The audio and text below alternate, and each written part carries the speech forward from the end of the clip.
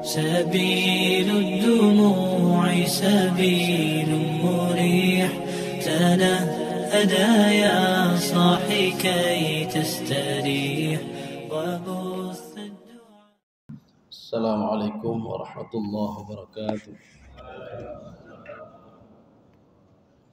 الحمد لله رب العالمين، والصلاة والسلام على أشرف الأنبياء والمرسلين وعلى آله وأصحابه أجمعين. رضيت بالله ربا وبالإسلام دينا وبمحمد نبيا ورسولا. رب اشرح لي صدري ويسر لي أمري واحلل عقدة من لساني يفقه قولي. اللهم اجعل جمعنا هذا جمعا مرحوما وتفرقنا من بعده تفرقا معصوما. Kaum muslimin dan muslimat sidang jamaah subuh yang dirahmati Allah. Pada pertemuan yang lalu kita sudah membahas pengakuan jin ya. Jadi pengakuan jin, ada beberapa hal yang tidak diketahui oleh manusia, itu diberitahukan oleh jin. Ini juga bisa menjadi pelajaran bagi kita. Ya, jadi jin itu memberitahukan di antara kami ada yang dapat petunjuk, ada yang tidak dapat petunjuk. Ya, selanjutnya kita lihat ayat masih pada surah Al-Jin ayat 24. 14 ya, ayat 14. A'udzu billahi minasyaitonir rajim. Bismillahirrahmanirrahim. Ini masih pengakuan jin juga. Wa anna minnal muslimun. Jadi pada pertemuan yang lalu kita sudah sepakat ya. Kalau ada anna berarti itu bukan di awal kalimat. Ini bukan ayat baru, ini sambungan ayat yang kemarin. Dan ini di tengah ayat. Karena apa? Ayatnya dimulai dengan anna. Apalagi ayatnya panjang. Wa anna itu maknanya apa? Annana, sesungguhnya kami. Tapi kalau dimulai dengan inna, itu awal ayat. Inna anzalnahu fi lailatul qadr. Itu di awal ayat. Tapi anna itu di tengah ayat. Artinya ini masih pengakuan jin. Bagaimana kehidupan mereka. Jadi mereka mengatakan wa anna minnal muslimun. Di antara kami ada yang muslim. Muslim itu apa? Muslim itu di dalam kitab punya Syekh Asy-Syangkiti, muslim itu al-khudu' wal inqiyad. Dia tunduk dan patuh. Kalau ada orang tunduk dan patuh berarti muslim namanya. Dia tunduk dan patuh pada perintah Allah, berarti muslim. Karena itu makna muslim. Orang yang bertawakal itu muslim namanya. Kenapa? Aslama wajahu, aslama nafsahu ilallah. Dia itu bertawakal semua kepada Allah Subhanahu wa taala. Dia menyerahkan segala urusannya kepada Allah, maka namanya muslim. Maka kalau sebaliknya orang yang tidak seperti itu, maka bukan muslim namanya. Ya, bukan orang muslim. Makanya jin mengatakan, setelah kami mendengar Al-Quranul Karim, kami tunduk dan patuh kepada Muhammad, tunduk dan patuh kepada Al-Quran, tunduk dan patuh kepada Allah Subhanahu wa taala. Masa kita tidak bisa berbuat seperti itu? Jin saja dia bisa berbuat begitu, masa kita tidak bisa? Padahal hukum taklifi kita dan jin itu sama. Jin diberikan hukum taklifi oleh Allah, kita juga diberikan hukum taklifi oleh Allah Subhanahu wa taala. Bedanya apa kita sama jin? Jin duluan diciptakan. Wa ma khalaqtul jinna wal ins. Duluan jin dan manusia. Maka Imam As-Sa'di mengatakan, kenapa didahulukan jin? Karena jin duluan diciptakan oleh Allah Subhanahu wa taala. Dan Imam Al-Baghawi mengatakan wa askanahu fil ardi. Dan mereka itu diberikan tempat tinggal di bumi. Ya, duluan jin. Sebelum manusia hidup di bumi ini, sudah ada kelompok jin yang hidup di bumi ini. Kaum muslimin sedang jemaah yang dirahmati Allah. Wa minnal qasitun. Kalau di ayat lain itu wa minna duna dzalik. Selain kami duna dzalik, tidak beriman. Tetapi dalam ayat ini wa minna al-qasitun. Apa itu qasitun? Ibnu Katsir mengatakan di dalam tafsir beliau, qasitun itu adz-dzalimun, orang zalim. Sebagian kami beriman, sebagian zalim. Kita mungkin pernah mendengar kalimat muqsitun. Ya, ini beda dengan muqsitun dengan qasitun. Kalau qasitun itu zalim. Kalau ditambah mim itu bukan zalim lagi namanya. Apa namanya? Tarkul ma'asi atau tarkul abatil wa taba'al haqqa. Itu muqsid namanya. Maka kalau ada orang nama qasid dengan ta, itu orang zalim. Kalau kita tambah mim di depannya, muqsid itu maknanya apa? Seorang yang mengikuti yang hak dan meninggalkan kebatilan. Ya, itu bedanya. Maka dalam bahasa Arab itu salah kita baca saja sudah salah arti. Apalagi di dalam bacaan Al-Quran, apalagi di dalam bacaan salat, apalagi di dalam bacaan Al-Fatihah. Maka ulama empat mazhab bersepakat, lau akhta'a wa taghayyara al-ma'na.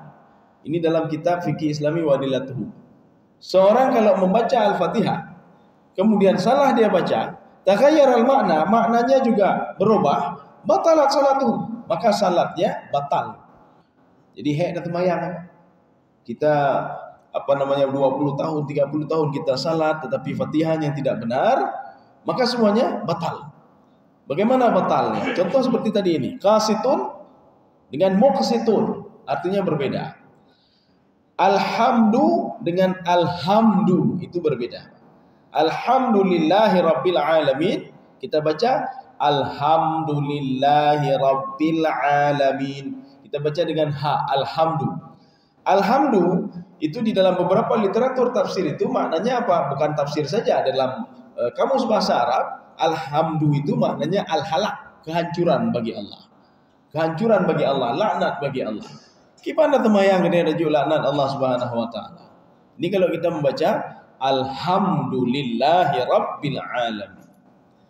Kaum muslimin sidang jamaah yang dirahmati Allah. Ini makna qasitun. Kalau dalam tafsir Jalalain beliau mengatakan jairuna bi kufrihim. Jairun, mereka tetap terus konsisten dalam kekafirannya. Ya, ini qasitun namanya. Al-jairun, ini kata Imam Jalalain. Jadi makanya sebagian kami patuh, sebagian kami taat, sebagian dari kami tidak patuh dan taat. Begitulah manusia. Manusia maka kita tidak perlu heran. Kalau jin aja ada seperti itu, apalagi manusia. Manusia ada yang patuh kepada Allah, ada yang tidak patuh kepada Allah Subhanahu wa taala. Ini maknanya begini, kita enggak perlu ragu-ragu lagi. Makhluk gaib itu, jin, dia mengakui sendiri kebenaran Al-Qur'an. Kenapa? Karena malaikat yang menurunkan Al-Qur'an itu kan gaib juga. Malaikat Jibril alaihissalam. Artinya dia beriman, dia yakin. Maka kita yang enggak gaib pun, paling enggak kita ini yakin kepada apa yang diucapkan oleh kelompok jin. Kita kan enggak yakin kepada hal gaib. Itu sebagai hanya yakin panena aja. Mana ada roh itu? Mana ada dua malaikat? Mana ada pencabut nyawa? Tetapi jin itu dia mengakuinya. Artinya kita bisa belajar dari jin. Kalau hal yang gaib itu memang ada. Kenapa? Karena jin itu juga gaib. Kaum muslimin sedang jamaah yang dirahmati Allah. Maka apa kata jin lagi? Ya, ini penutup kata-kata jin ini. Faman aslama faulaika taharrauna rasyada. Barang siapa yang beriman, jadi termasuk dari manusia dan dari jin. Jadi ini namanya jumlah syartiyah. Jumlah syartiyah itu sering sekali dalam Al-Quran untuk memberikan syarat. Kalau kamu begini, maka kamu akan begini. Kalau kamu kerjanya lembur, maka akan dapat uang lembur ya. Kalau kamu tidak kerja, maka tidak dapat. Kalau kamu kerja kinerjanya baik, maka akan dinaikkan levelnya. Kalau kerja tidak baik, maka akan dipecat. Ini syarat namanya apa? Dalam Al-Quran namanya jumlah syartiyah. Jumlah syartiyah, faman aslama faulaika taharrau rasyada. Barang siapa yang tunduk dan patuh, mereka akan dapat petunjuk. Maknanya apa? Seorang tidak akan dapat petunjuk kalau dia tidak patuh dan taat kepada Allah. Bagaimana mau dapat petunjuk? Kalau dia tidak patuh dan taat pada Allah. Ini jumlah syartiyah. Mau dapat petunjuk, kata Allah, ada syaratnya. Syaratnya apa? Aslama, tunduk dan patuh kepada perintah Allah Subhanahu wa taala. Kalau maksiat kita buat, kita minta petunjuk kepada Allah. Hanya beri petunjuk oleh Allah. Sebelum kita patuh dan taat dulu kepada Allah. Kalau sudah patuh dan taat kepada Allah, semua akan diberikan oleh Allah Subhanahu wa taala. Ada dalam sebuah diskusi. Ada dua orang hamba berdoa kepada Allah. Satu hamba itu dia minta terus. Satu lagi belum berdoa lagi, dia masih diam saja. Apa kata Allah? Saya duluan mengabulkan doa orang yang diam itu sebelum dia minta dibandingkan orang yang minta-minta tadi. Kenapa? Orang yang diam tadi dia patuh dan taat kepadaku, kata Allah. Dia belum minta lagi, tapi sudah saya berikan permohonannya, kata Allah Subhanahu wa taala. Ini sesuai dengan yang dikatakan oleh Imam Jalalain, visi misi kita itu kan dua. Visi misi di dunia ini. Untuk apa kita hidup? Untuk apa beribadah? Untuk apa kerja? Untuk apa ini? Untuk apa itu? Untuk apa kita beribadah di dunia ini? Untuk apa kerja di dunia ini? Visi-visinya dua, kata Imam Jalalain. Al-amru wan nahi. Karena perintah Allah dan meninggalkan apa yang dilarang oleh Allah Subhanahu wa taala. Kenapa kita kerja? Perintah Allah. Kenapa beribadah? Perintah Allah. Kenapa kita tinggalkan maksiat? Dilarang oleh Allah, itu saja. Menjalankan dua visi misi ini, Allah mengatakan wal aqibatu lil muttaqin. Orang itu akan bahagia hidup dunia akhirat, dia bahagia. Dengan syarat, dua syarat itu dia lakukan. Patuh kepada perintah Allah, patuh kepada Allah dan meninggalkan apa yang dilarang oleh Allah Subhanahu wa taala. Yang lain lakukan apa saja boleh, tidak ada masalah. Dua ini jangan lupa. Kita berdagang, boleh berdagang, kenapa tidak boleh? Kita jadi kaya, boleh, kenapa tidak boleh? Asal dengarkan perintah Allah dan tinggalkan apa yang dilarang oleh Allah. Kita ingin dapat jabatan banyak, boleh, kenapa tidak boleh? Jalankan dua hal ini, patuh kepada perintah Allah, bayar zakat. Banyak harta, bayar zakat berarti. Dan apa? Tinggalkan apa yang dilarang oleh Allah. Jangan zalimi orang lain. Ya. Kaum muslimin sedang jemaah yang dirahmati Allah. Wa ammal qasitun, ya tadi ini namanya faman aslama faulaika taharrau rasyada. Barang siapa yang dia itu tunduk dan patuh, mereka akan dapat petunjuk. Ini jumlah syartiyah. Mau dapat petunjuk, maka tunduk dan patuh pada Allah. Tidak mau petunjuk, jangan pernah patuh kepada Allah. Jangan pernah patuh kepada Allah. Maka orang yang tidak patuh kepada Allah jangan pernah mengharap dapat petunjuk dari Allah. Maka kalau kita berdoa selalu, ya Allah berikan petunjuk, bagaimana petunjuk? Maksiat masih kita lakukan. Kalau ingin dapat petunjuk, tinggalkan maksiat. Kalau ingin dapat petunjuk, maka buatlah kebaikan-kebaikan. Makanya seperti anak-anak kalau ngafal Quran 12 tahun sudah bisa ngafal Quran, 7 tahun sudah bisa ngafal Quran. Ada apa sebenarnya? Al-Quran kan kalamullah ya. Mereka menjaga makanan supaya tidak makan haram. Mereka menjaga wudunya. Mereka menjaga tingkah lakunya supaya tidak berbuat hal-hal yang dilarang oleh Allah. Maka kalau sudah demikian, maka diberikan ilmu oleh Allah Subhanahu wa taala, ilmu yang tidak pernah salah. Maka diajarkan oleh Allah Subhanahu wa taala apa yang tidak pernah diajarkan kepada orang lain. Kenapa kita tunduk dan patuh kepada Allah Subhanahu wa taala? Tinggalkan haram, tinggalkan. Seorang yang meninggalkan yang haram akan diberikan yang halal yang lebih banyak oleh Allah. Ini masalahnya kita enggak berani meninggalkan yang haram. Takut apa? Tidak dapat batak, jatah dan bagian. Ini kalau kita tinggalkan yang haram, jatah saya tidak ada lagi, bagian saya tidak ada lagi. Padahal kalau dia tinggalkan yang haram, akan diberikan yang halal yang banyak sekali oleh Allah Subhanahu wa taala. Dan terus berdoa kepada Allah supaya diberikan rezeki yang halal oleh Allah. Rezeki yang diridai, rezeki yang berkah. Untuk apa banyak tidak berkah? Untuk apa banyak mendalimi orang lain? Untuk apa banyak rezeki kita makin jauh dari Allah Subhanahu wa taala. Wa ammal qasitun, adapun orang-orang kafir tadi, orang kafir yang bagaimana? Orang-orang yang jauh dari Allah. Al-qasitun, al-mudlim, orang-orang zalim. Orang yang tidak salat dia sudah menzalimi diri dia sendiri. Orang yang membuat maksiat dia sudah menzalimi diri dia sendiri. Orang yang berbuat kejahatan dia sudah menzalimi diri dia sendiri. Bukan menzalimi orang lain, tidak. Menzalimi diri sendiri. Ini namanya qasitun. Orang yang menzalimi diri dia sendiri, tempatnya di mana itu? Fakanu li jahannam hataba. Itu lam tamlik namanya. Dia itu miliknya neraka orang ini, miliknya neraka. Jadi makanya setiap seorang itu dia berbuat jahat, dia sudah membuat pembendaharaan maksiat-maksiat untuk bisa masuk ke dalam neraka. Ini sama seperti yang dikatakan oleh Syekh Tantawi. Seorang yang berbuat maksiat mithlul akaffi, seperti telapak tangan. Hari ini berbuat maksiat, satu tangan dia tertutup. Besok berbuat maksiat tertutup lagi. Besok berbuat maksiat tertutup lagi, sehingga semua tertutup. Seorang yang sudah biasa melakukan maksiat, hatinya itu gundah selalu. Kenapa? Karena hati yang tertutup tidak pernah terbuka. Seorang yang berbuat maksiat seperti air yang mampet, ya nggak bisa lewat lagi. Air tergenang di situ saja. Airnya bau, tidak bisa digunakan, tidak ada orang yang mau mendekati. Ya. Tetapi kalau seandainya kata Imam Syekh Tantawi, kamu mau dosa-dosa kamu mau lampang hatimu, maka angkatlah satu-satu lagi tanganmu tadi. Ya. Bagaimana caranya? Berbuatlah kebaikan. Minta ampunlah kepada Allah. Hari ini kamu minta ampun kepada Allah, maka terbuka satu tanganmu. Besok minta lagi, terbuka lagi. Besok minta lagi, terbuka lagi. Sehingga terbuka semuanya. Ketika semua terbuka semuanya, hati ini tenang kembali. Ketika sudah terbuka semuanya, air yang tergenang tadi tidak tergenang lagi, Pak. Maka dia akan mengalir, Pak. Dan ini akan enak sekali, Pak. Ya. Makanya orang yang susah itu tidak ada lain, berarti dia berbuat maksiat. Kenapa? Karena seperti Al-Akaffi tadi, Pak. Semuanya tidak bisa masuk lagi ke dalam tangan ini. Dan tidak bisa keluar lagi. Kita sudah menggenggam sesuatu, yang kita genggam itu tidak bisa keluar lagi, dan yang lain tidak bisa masuk lagi. Kaum muslimin sedang jamaah yang dirahmati Allah. Ya, ini ayat sekarang ini saya minta terjemahannya, baca terjemahannya. Ini ayat yang sekarang ini. Kita lanjut ayat. Nah, ini sudah habis. Ini dijawab oleh Allah Subhanahu wa taala. Allah menjawab begini.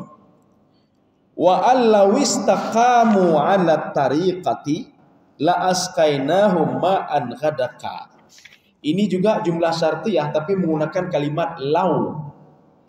Ini wa allawi, kita tidak pernah mendengar kalimat allawi. Apa itu allawi?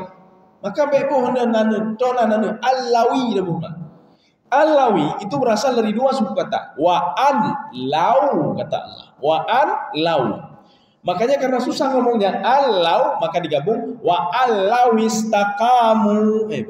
Sebenarnya wa an lau. Lau itu kalau seandainya. An itu an masdariyah namanya. An ibtidaiyah namanya. Maka dimulai kalau seandainya, ya jadi jangan wa allawi. Kok susah kali ngomongnya allawi. Yang sebenarnya di situ ada nun. Allawi. Sebenarnya kalimat ini dua lagi. Wa an lau. Karena susah ngomongnya allawistaqamu. Saya mohon yang ada terjemahan coba dibaca sebentar. Kita akan melihat bagaimana diterjemahkan. Bisa ada terjemahan? Kita akan lihat dulu. Dan nanti akan kita kombinasikan dengan tafsir nanti. Coba dibaca. Ada. Kalau enggak biasa terjemahkan. Oh, ada. Ya, coba. Ya, coba dibaca. Oh, belum ya? Nah, sekarang kita terjemahkan saja sesuai dengan yang ada di dalam Al-Quran. Wa allawistaqamu. Kalau kalian mau istiqamah berbuat baik, istiqamah berbuat baik, akan saya turunkan rezeki kepada kalian. Ini jumlah syartiyah. Allah tidak main-main. Maknanya apa? Kalau anda istiqamah, jangan berharap rezeki dari saya. Orangnya temayang, tengok anak temayang le. Orangnya ber, tengok anak ber le. Orangnya bersedekah, tengok ajak orang kredit. Jangan pernah harap saya berikan rezeki kata Allah Subhanahu wa taala. Ini jumlah syartiyah. Ini dalam terjemahan, Wa allawistaqamu, ini tafsirannya. Wa allau istaqamu, kalau mereka beristiqamah. Istiqamah salah satu diterimanya doa oleh Allah Subhanahu wa taala. Jadi di dalam tafsir Al-Qurtubi, apa kata Imam Qurtubi? Limadza ustujiba doa ashabil kahfi. Kenapa doa ashabul kahfi itu diistijabah? Dijawab oleh Imam Al-Qurtubi, li'annahum istaqamu, karena mereka istiqamah. Orang yang istiqamah, ya Pak. Istiqamah berjamaah. Istiqamah berbuat baik. Orang seperti ini akan aku berikan nikmat kata Allah. La askainahum ma'an ghadaka. Aku berikan rahmat kepada mereka. Dijawab syaratnya dengan taukid lagi, Pak. Dikuatkan oleh Allah. Lam itu lam taukid. Ya, la askainahum, lam itu lam taukid. La askainahum ma'an ghadaka. Sudah. Sebelum kita habiskan itu, sekarang kita lihat tafsiran yang kedua. Imam Al-Baghawi mengatakan ayat ini wa allawistaqamu, tadi sudah yang pertama ya, itu tidak diperdebatkan. Orang yang patuh dan taat kepada Allah, mereka akan diberikan nikmat yang banyak oleh Allah Subhanahu wa taala. Satu. Yang kedua, wa allawistaqamu ala tariqah, ini dalam tafsir Al-Baghawi.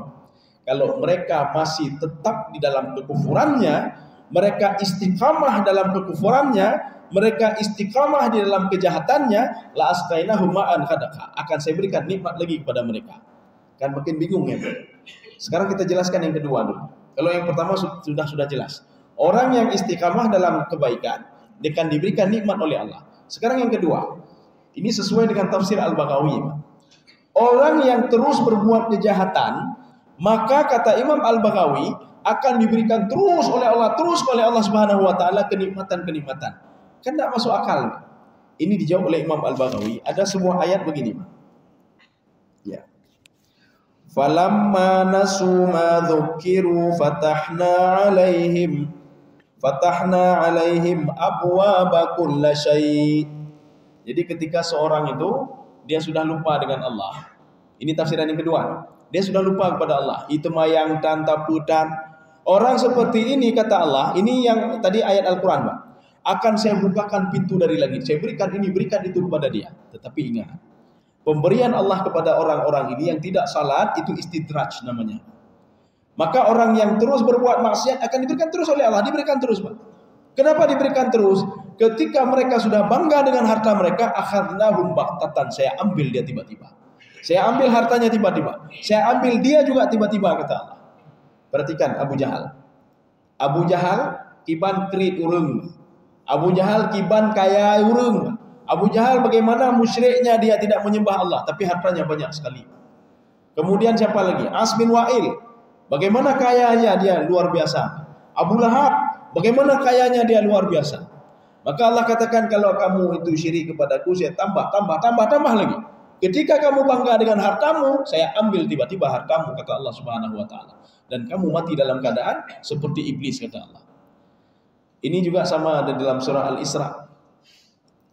Man kana yuridul ajilata ajjalna lahu fiha ma nasha'u liman nurid. Siapa yang mau dunia kata Allah, mahu kaya, mahu jabatan, mau ini, mau itu kata Allah, dengan cara yang tidak halal, saya berikan, saya permudah hidup kalian kata Allah. Man kana yuridul ajilah. Ajilah itu adalah penggunaan kalimat majas. Ajilah itu berasal dari kalimat ajalah. Ajalah itu roda. Roda itu berputarnya cepat sekali. Kadang-kadang dari atas ke bawah, bawah ke atas. Maknanya apa? Instan. Instan itu apa? Dunia itu identik dengan yang instan. Kita kalau kerja tidak dapat imbalan, tidak mau kerja. Mana imbalan saya? Imbalan saya berapa? Tanya oleh pada imbalan lebar. Ini kerja ini yang ngecek padum gaji nyatanya lebar. Ini nama instan. Tapi kalau bun akhirat hanya instan. Jino dah sembahyang, maka akan jadi pembenaran kita nanti. Kita bersedekah, jadi pembenaran kita nanti. Kapan kita lihat?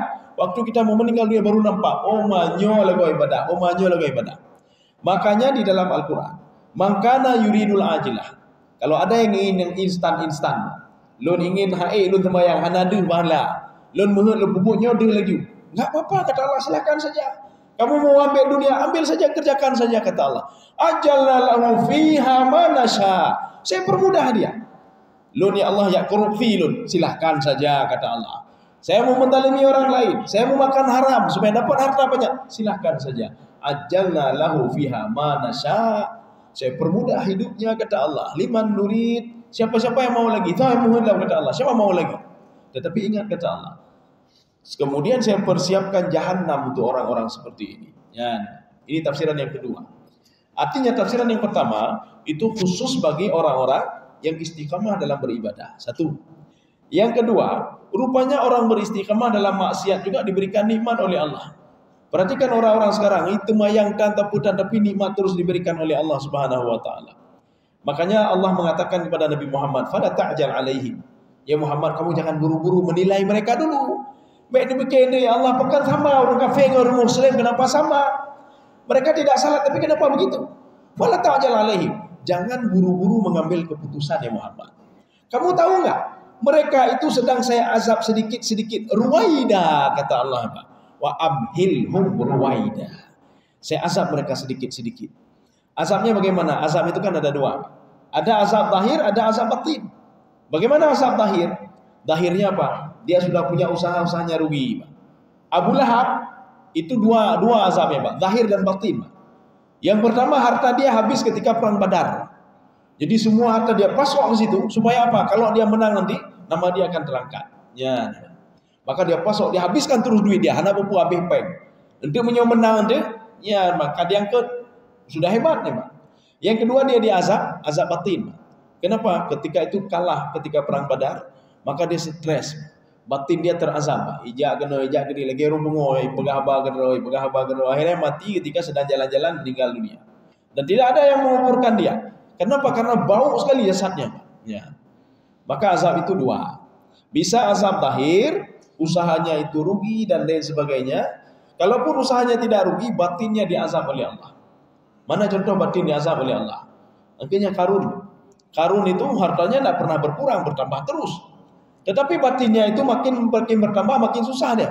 Makin susah Karun. Ibadah susah, semua susah dia. Dia kontrol hartanya, Hanabi kontrol, kata kelong, kata ngulom, jaklong, kontrol. Orang lain dia nikmati hidup. Dia mati kayak nikmati hidup. Makin susah hidupnya. Artinya apa? Jiwanya itu sudah diazab oleh Allah Subhanahu wa taala. Maka katanya baik sampai ke atur batinnya dan baik sampai ke atur zahir oleh Allah Subhanahu wa taala. Walaupun ada sedikit, kita nikmati yang sedikit. Maka nak baca oleh Allah, nak bersyukurlah kepada Allah. Makanya setiap dapat sedikit, alhamdulillah. Alhamdulillah. Jadi kita nikmati, Pak. Mangat dia nikmati, Pak. Tika meminta alam demelam, alhamdulillah. Yo kamu demai dino lagi tibe ne, Pak. Makanya ashabus sabti itu faja'alnahu qiradatan khasi'in. Mereka jadi lagi tibin. Tibin yang pun yang nak ibajul macut belum dia nikmati lagi, dia taruh lain karena dikasih yang lain, Pak. Cok lain lah, Pak. Dikasih lagi lain, cok lain lah. Itu belum habis dia nikmati lagi, Pak. Atau puduk Pak geti lah, Pak. Cok lam, Pak. Sudah bertumpuk di situ, Pak. Belum dia nikmati lagi. Masih dia rasa saja, diberikan lain, diambil lagi. Ya. Kaum muslimin sidang jemaah yang dirahmati Allah. Sekarang kita lihat ini. At-tariqah wa allaw istaqamu ala tariqah. Jadi tadi itu istiqamah itu siapa saja? Itu pendapat Ibnu Katsir dan Ibnu Abbas. Barang siapa yang taat kepada Allah. Dan satu lagi, barang siapa yang bermaksiat kepada Allah, itu pendapat Al-Baghawi dalam tafsir Al-Baghawi. Jadi artinya ada dua pemahaman. Dua pemahaman ini tidak bertolak belakang, bethalah. Katanya baca-baca ada kata bertolak belakang, hana mengalih, bertolak belakang. Hadis ketika bertolak belakang, hana jahilai, dorang salah yang betul, Pak. Padahal dua-dua benar. Hadisnya tidak bertolak belakang. Di dalam kajian ilmu hadis, itu ada namanya al-jam'u. Ya, al-jam'u. Coba kumpulkan dulu hadis itu. Lihat dulu munasabahnya. Ini apa masalahnya, ini apa masalahnya. Akhirnya tidak ada ta'arud namanya, Pak. Ta'arud hadis tidak ada. Ta'arud ayat juga tidak ada.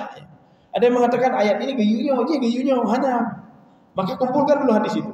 Bisa saja satu hadis nasikh, satu hadis mansukh, sudah dihapus oleh Allah Subhanahu wa taala. Kita lanjut.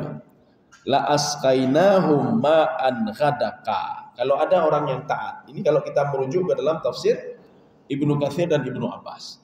Kalau kita taat, istiqamah dalam ketaatan. Istiqamahnya hana perlu buku raya, hana perlu buku raya. Malun hae lu istiqamah sembahyang tahajud. Enggak sanggup salat tahajud, titi malam han sanggup. Istiqamah baca Quran han sanggup cit. Baca Quran capek kena baca Quran. Istiqamah salat sunat, han sanggup cit. Sembahyang sunat. Mau sembahyang wajib, betul sembahyang sunat. Jadi istiqamah bagaimana? Kita istiqamah duduk saja berzikir, Pak, duduk. Astagfirullah. Tak berzikir. Lain hana tapu dia. Peng hana duduk bersedekah tapu hana, Pak. Dua masjid duduk astagfirullah. Betul 30 minit, Pak. Istiqamah sampai kita meninggal dunia. La asqainahum ma'an ghadaka. Akan diberikan nikmat oleh Allah Subhanahu wa taala. Nikmat beda fikir peng ya, Pak ya. Kita selalu fikir peng sampai, Pak. Hana peng, hana nikmat apa? Padahal yang lain kan nikmat luar biasa, Pak. Ketenangan jiwa itu nikmat luar biasa. Maka Nabi Muhammad sallallahu alaihi wasallam ketika beliau dibuli oleh kafir-kafir Quraisy, kamu bisa apa Muhammad? Kamu bisa membelah laut, kamu bisa menghidupkan orang mati. Kemudian turun Nabi Muhammad, mampu le yo terjawab kan? Maka ketika itu turun ayat Al-Qur'an apa? Alam nashrah laka sadrak. Ya Muhammad, kamu itu dilapangkan dada itu nikmat luar biasa ya Muhammad. Ya, Pak. Maka dia lapang dada, Pak. Dia nikmat luar biasa, makapat dengut dia, Pak. Menyo dada ka lapang, nyan mata mangat, jaro mangat, mandu mangat ya, Pak. Tetapi kalau dada tidak lapang, nyan mata leho kalian, Pak. Dada tidak lapang, apa hal kubu, Pak. Dada tidak lapang, nyo jaro nyo jabak ada, cok nyo degok. Tapi kalau ini sudah tenang, Pak. Semua tenang, Pak. Mengkapat dengut dia, Pak. Mengkapat dengut. Tapi kalau ini tidak tenang, Pak. Jangankan apa di atas spring bed yang harga mahal saja nak dengut. Hai tim dengut deh, Pak. Pokoknya hai tim dengut, nyo hana lapang, Pak. Maka nikmat yang paling tinggi itu adalah nikmat kelapangan diri, lapang dada. Alam nasrah ya Muhammad laka sadrak. Be dengan awak kepenya, harta itu tazul bisa hilang. Tetapi kelapangan ini tidak pernah hilang, Makanya ada nikmat yang nggak pernah hilang dunia akhirat, nikmat kelapangan dada. Seorang ketika dunia lapang dadanya, lapang dada dia. Ketika dia meninggal, lapang juga dadanya. Itu yang nggak pernah hilang. Maka inilah kata Imam Al-Ghazali, seorang yang hidup dan mati itu sama. Kenapa? Dia dua-dua lapang. Hatinya bisa merasakan bagaimana kesusahan, bagaimana kelapangan. Ketika nanti di alam barzah, kesusahan, kelapangan juga. Ketika di padang mahsyar, kesusahan, kelapangan juga. Ketika di surga nanti, kelapangan. Di neraka nanti, kesusahan. Ini tidak pernah hilang, ya, tidak pernah hilang. Kaum muslimin sedang jemaah yang dirahmati Allah. La asqainahum ma'an ghadaka. Sekarang kita akan melihat dari bahasa dulu. Kalau ada orang yang patuh dan taat, dia istiqamah kepada Allah Subhanahu wa taala, walaupun istiqamah itu hal-hal yang kecil. Hal-hal hanya perlu yang rayu. Kita mencari nilai sekarang. Tapi terus-menerus sampai hari kiamat. Orang yang seperti ini, la asqainahum. Ini ada taukid di sini, Pak. Ini taukidnya di lam, itu lam taukid. Sungguh saya akan memberikan kepada mereka asqainahum ma'an ghadaka. Ada dua pemahaman di sini. Pemahaman yang pertama, saya berikan air karena saka itu sakayasti untuk air, Pak. Sakayasti untuk air. Saya berikan air yang banyak. Untuk apa? Yang lelur mau cukup jai, ya Allah dan megah, ya, Pak. Ya. Air yang banyak apa lagi? Ini pemahaman pertama, Pak. Akan saya turunkan hujan. Akan saya turunkan hujan. Kalau Nabi Nuh alaihissalam mereka tidak diturunkan hujan 40 tahun umat Nabi Nuh. Kemudian ada juga tidak pernah turun hujan. Kalau di dalam tafsir Sawi, ini untuk kelompok jin. Mereka tidak pernah turun hujan sab'a sinin. 7 tahun tidak pernah turun hujan. Ketika mereka istiqamah, mereka beriman kepada Allah, maka hujan itu diturunkan oleh Allah Subhanahu wa taala.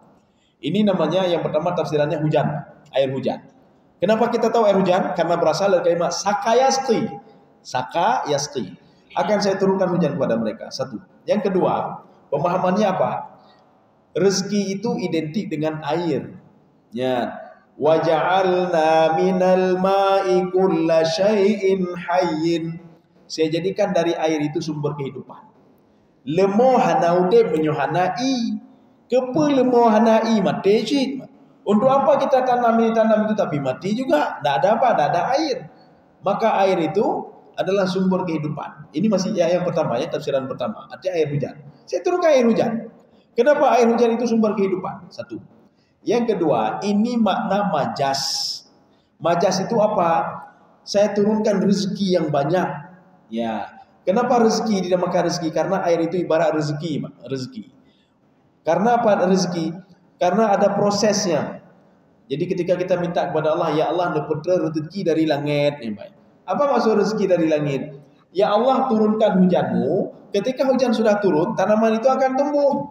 Ketika dia tumbuh, saya akan panen dari tanaman itu. Ya, nih. Jadi maka ada dua maknanya. Bisa makna hakiki hujan itu sendiri, bisa makna majazi. Apa makna majazi? Hasil daripada yang diturunkan oleh hujan itu sendiri. Ya. Ini kalau di dalam bahasa Imam Zamakhsyari, bahasa balaghah, ini namanya majaz mursal i'tibar ma sayakunu. Dia nanti air hujan itu akan menjadi apa? Buah-buahan yang kita makan dari air hujan. Ya, Pak. Kemudian apa? Makanan yang kita makan dari air hujan. Kemudian apa lagi? Banyak, semuanya berasal dari air hujan. Maka contoh, ya, contoh. Kalau di dalam Al-Quran disebutkan, saya menurunkan rezeki dari langit. Itu maksudnya apa? Orang awam yang tidak paham, maka berdoa sama Allah, ya Allah, dapat rezeki dari langit, ya Allah, dapat rezeki dari langit, dapat tanaman-tanaman, dapat buah-buahan dari langit. Padahal ini pemahaman yang keliru. Ini namanya i'tibar ma sayakunu. Allah menurunkan hujan. Dari hujan itu proses rezeki yang kamu makan, kata Allah. Dimakan oleh binatang, itu binatang itu rezeki untukmu. Gara-gara apa? Diturunkan hujan. Karena kalimatnya panjang, Allah mengatakan dengan satu kalimat saja menurunkan dari langit rezeki. Contoh, ada yang mengatakan begini, ya, dalam surah Al-Hadid. Dalam surah Al-Hadid, waktu itu saya menghadiri ada sebuah pengajian tafsir juga, Pak, pengajian tafsir. Apa kata beliau? Beliau mengatakan dalam surah Al-Hadid, wa anzalnal hadida fihi ba'sun syadid. Besi diturunkan dari langit, besar dari langit. Yang jamun, kata beliau. Jamun, kata beliau, besar dari langit itu namanya bum itu namanya. untuk mentah jenuh naturally. Yaitu jenuh ke materi orang. Padahal bukan itu pemahamannya.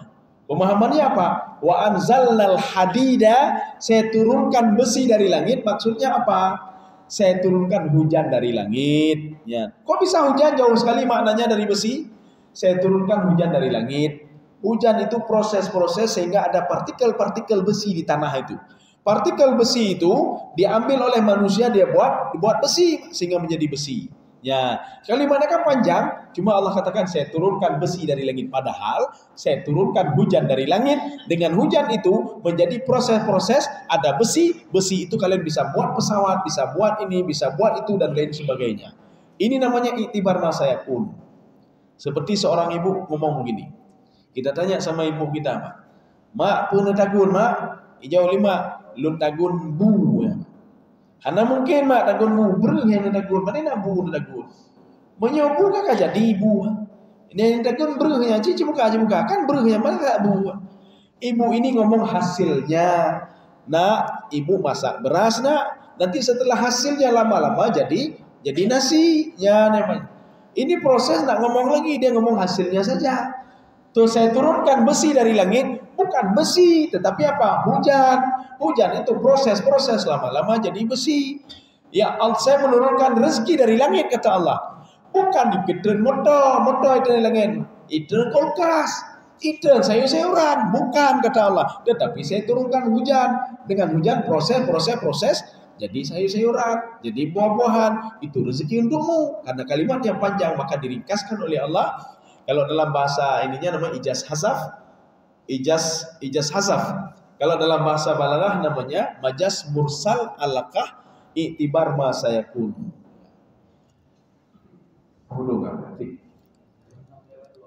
Lewat 12. Ya, sekarang satu ayat lagi, Pak. Ya, satu ayat. Untuk apa diturunkan rezeki? Apakah tidak dimintai pertanggungjawaban? Tidak. Semua dimintai pertanggungjawaban. Yang halal saja dimintai pertanggungjawaban. Ini dah pegah lu kerja halu dah pegah. Kerja halu. Tak temu chatnya, tak jehnya, tak temu nyana atagam, mendeme-mendemenya. Nyan halu. Rasulullah mengatakan ada di dalam ayat Al-Qur'an. Apa itu? Wayas apa namanya? Wayas apa? Anin na'im ya. Anin na'im. Summa latus'alunna yauma idzin anin na'im. Wahai Abu Bakar dan Umar, kalian akan dimintai pertanggungjawaban terhadap yang halal yang sudah kalian makan. Yang halal. Yang halal lagi pertanggungjawaban ya Allah. Apalagi yang haram. Ya namanya. Yang halal itu dimintai pertanggungjawaban apalagi yang halal. Jadi maknanya kita ini sudah diberikan segala sesuatu oleh Allah. Gejuk yang halal, gejuknya, gejuknya. Untuk apa sebenarnya? Linaftinahum fihi. Ini lam ta'lil namanya di dalam ilmu nahwu. Lam ta'lil itu apa? Anak-anak, untuk apa berdiri nak? Untuk menghormati guru di depan, maka kita berdiri semuanya. Ini lam ta'lil namanya. Ya. Untuk apa menulis? Karena ada perintah dari guru. Untuk apa salat? Perintah dari Allah. Ini lam ta'lil namanya. Kalau ada lam seperti itu. Karena ada lam ta'lil, ada lam juhud. Ada lam nahi, ada lam nafi. Ya. Ada lam nafi urgensi. Tapi ini lam ta'lil. Lam ta'lilnya apa? Untuk, supaya. Ya. Untuk apa diberikan nikmat? Apakah diberikan begitu saja? Tidak. Linaftinahum fihi, untuk kami uji dia. Sebagian ketika kami berikan nikmat, dia makin lupa kepadaku, kata Allah. Sebagian ketika kami berikan nikmat, dia makin dekat denganku. Maka itulah fungsinya ujian. Untuk apa diuji? Akan kekalian di Allah. Mana orang yang betul-betul, dia itu, kita waktu di alam roh kan kita teringat kepada Allah. Hana uruhana teringat ke Allah ketika di alam roh. Ya. Semua ketika ditanya oleh Allah, alastu bi rabbikum, bukankah saya memberikan rezeki kepadamu, yang menciptakan kamu, yang memberikan nikmat kepadamu? Roh menjawab, qalu bala, betul ya Allah. Tetapi ketika dia menyatu dengan tubuh, maka kata Imam Syekh Sawi dalam tafsir beliau, kapan seorang itu mulai ingkar kepada Allah? Ketika roh itu sudah menyatu dengan tubuhnya, kamu mulai iman. Ketika roh menyatu dengan tubuh, kamu mulai. Kapan dia teringat lagi kepada Allah? Ketika roh dan tubuh akan berpisah kembali. Ketika kapan? Sakaratul maut. Ketika kapan lagi? Ketika akan menyatu lagi di sana. Waktu roh dengan tubuh itu menyatu lagi ketika di padang mahsyar, dia akan teringat kepada Allah. Buktinya mana? Fir'aun laknatullah. Dia teringat kepada Allah tatkala rohnya akan berpisah dengan tubuhnya. Makanya kita diuji mandu gojo. Gojo kesabaran, Gujo kena gujo ane. Kan berarti gujo ane gujo metong lagi kon, Pak. Dididik kita untuk sabar bagaimana bisa mendidik anak ini, Pak. Ini anak ujian, ya. Innama amwalukum wa auladukum fitnah. Fitnah di sini bukan fitnah kegenggokan, Pak. Kita sudah pernah bahas fitnah ini. Fitnah ini ujian namanya, Pak. Fitnah itu ujian. Fitnah dalam Al-Quran kata Ibnu Abbas maknanya dua. Yang pertama ujian, yang kedua kafir artinya, Pak. Lain tidak ada. Hana kung kegok itu bukan, Pak. Fitnah apa nih fitnah? Kon ya, Pak. Hana ya, Pak. Orang Arab tidak pernah mengenal fitnah. Orang Arab mengenal fitnah itu dua. Yang pertama kafir, yang kedua ujian. Makanya innama amwalukum wa auladukum fitnah. Hartamu ujian bagimu. Kemudian anakmu juga ujian bagimu. Sejauh mana katanya apa namanya? Sebagai orang enggak sanggup tahan lagi, Pak. Langsung impohan dia, Pak. Dia memukul anaknya. Sebagian enggak sanggup lagi, Pak. Weh juga deh. Udah pergi sana kamu. Kamu urus dirimu sendiri, ya, Pak. Urus sama yang urus menunggu rau gede. Enggak sanggup dia bersabar, Pak. Dia enggak tahu kalau anak itu menguji dia, Pak. Sedang menguji dia. Maka kalau kita baik dalam menjalankan ujian ini, selamat kita gedulung liane endi, Pak. Tapi kalau kita tidak sanggup ujian, kadang-kadang sebagai orang sanggup, baik kalau anak kata yu temayang, hana temayang di. Tak sabar ya, Pak, tak sabar, Pak. Kita bersabar saja, Pak. Kan ujian bagi kita. Ya. Makanya seorang ahli ibadah itu bisa rontok dengan dua hal, Pak. Apa itu? Bisa dengan hartanya atau bisa dengan anaknya. Dia bisa nggak pernah marah sebelumnya, tapi gara-gara anaknya dia bisa marah, Pak. Ya, anaknya bisa marah.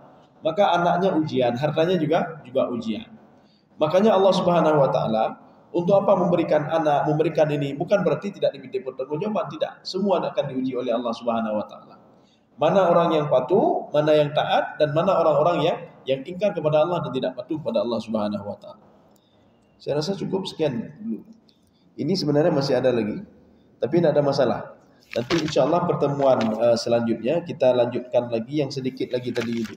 Linaftinahum fihi, untuk diuji oleh Allah Subhanahu wa taala. Mudah-mudahan ada manfaatnya bagi saya sendiri dan jemaah sekalian. Subhanakallah bihamdika asyhadu an la ilaha illa anta astaghfiruka wa atubu ilaik. Assalamualaikum warahmatullahi wabarakatuh.